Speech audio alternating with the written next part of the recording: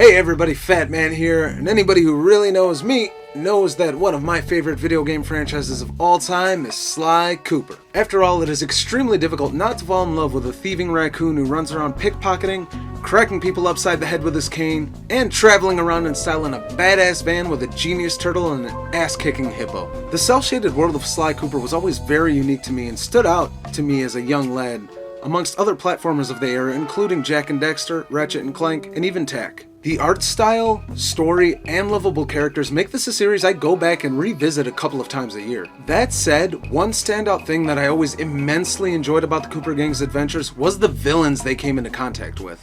So today we're taking a break from all things movies to focus on my top 10 favorite Sly Cooper villains. Without further ado, I'll ask you to jump, then hit the circle button, and paraglide with me into the first entry onto this list. Number 10, Rajan. Rajan was an absolute beast. No pun intended. One of my earliest Sly Cooper memories is knocking the shit out of this big kitty with Murray. And his fight is executed so satisfyingly for a number of reasons. A fearsome spice lord, Rajan at this point of the game has been looming menacingly over our heroes for 2 full back-to-back episodes. And finally, at the end of his second episode, decides to get down to the nitty-gritty himself when we finally robbed him of all of his clockwork parts.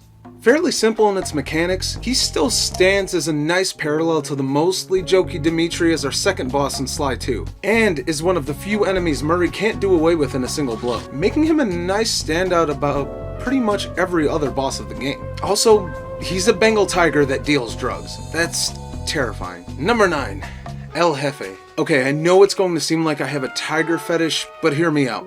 Okay, I don't really have anything to back this up other than this series, for whatever reason, does really well with tiger-themed villains. El Jefe is our first boss in Sly 4, and in my honest opinion, the only really good or threatening one. He's a ruthless military strategist that can manipulate lightning through his katana, for fuck's sake. As well as being adept at parkour, he takes shit from absolutely nobody, and after an 8-year gap between Sly 3 and Sly 4, it was nice to have this big of a threat be our first boss when returning to the world of Sly Cooper. Also, I can't figure out if Sly saying, "Hey, you know I beat your cousin Rajan too, right?" is racist or not. Also, does this count as Nolan North's persona? Number 8, Mugshot. Wow, you mean you're a Cooper? Hey, that thingus Rakamagoogas had a lot of nice pictures, but too many big words. Yeah, Mugshot was definitely a standout of the first Sly Cooper game. Where all of the other villains of the game battle using magic, martial arts, or voodoo, Mugshot is the literal equivalent of every single bang energy drink chugging meathead you know that never leaves the gym. The simplicity is definitely appreciated, and it is one of the smarter fights of the series, as this is an enemy Sly has to tackle using a Bentley strategy because there is no way he can handle him physically. The fact that Mugshot can't even read or comprehend the thieviest raccoon is the book he murdered Sly's parents to get was always absolutely hilarious to me, and he was even popular enough to return for a cameo in Sly 3, as well as a cameo in an animated short leading up to the release of Sly 4. Number 7, General Tao. This guy is legitimately infuriating. He's an arrogant cock, and if none of these chicken puns are working for you, you should probably leave this video right now. His signature fighting style comes from a mastery of ancient Chinese weaponry, as well as a mastery of dark magic. And his fight in Sly 3 has us suspended in midair, gliding over a bamboo thicket to beat his ass. And I gotta say, to me, that is truly one of the most standout boss battles of the entire Sly Cooper series. Add to that this cock of the walk also wanted to force the Panda King's daughter to marry him, and you have, in my opinion, one of the most punchable baddies in the entire game. Number 6, Dimitri. You look at that greasy sweet face and tell me how exactly I was supposed to leave Dimitri off this list. You crackerbox. I suppose putting Dimitri on here is cheating a little bit due to the fact that come Sly 3 he becomes a very trusted ally, but Dimitri was and always will be an absolute blast of a character. He's not exactly the most threatening, but his kinetic aesthetic will always be absolutely zany and nonsensical. That just always creates such a fun experience every single time he is on screen. His simple short-term goals coupled with his casual perviness, plus his unique sense of fashion, have made him an undeniable staple of this series. Number 5, Constable Neela. You thought I was done with tigers, huh? You poor, naive fools. And seriously, why do the series does so well with tiger-themed villains? So, yeah, Neela is basically like the biggest bitch on the planet. She's not only one of my most hated villains in Sly, but one of my most hated villains in games, period. And the fact that I hate her this much means that they did a really swell job with her. She's a manipulative, backstabbing, deceitful asshat whose list of crimes include getting Carmelita fired from Interpol, getting Sly and Murray thrown in jail, forcing Bentley to learn to drive a stick shift, getting Carmelita kidnapped and brainwashed by the Contessa, trying to manipulate all of Paris under her rule, and ultimately winding up crippling Bentley, permanently putting him in a wheelchair. And if that's not enough, after she's revealed to be a total wanker, she legit develops a Cockney accent that comes out of nowhere. The only reason Neela isn't higher on this list is due to the fact that instead of forging ahead with something new and unique, her scheme revolved around just retreading the Clockwerk thing again. And speaking of, number 4, Clockwerk. I know I'm going to get a lot of shit for Clockwerk not being my number 1, but let me clarify. I want to make it perfectly clear that I love Clockwerk. He's a giant owl who had all his limbs replaced by metallic parts so he could hunt down and destroy the entire ancestry of one family fueled by nothing but absolute hatred for them just because. And he is the reason Sly winds up in an orphanage.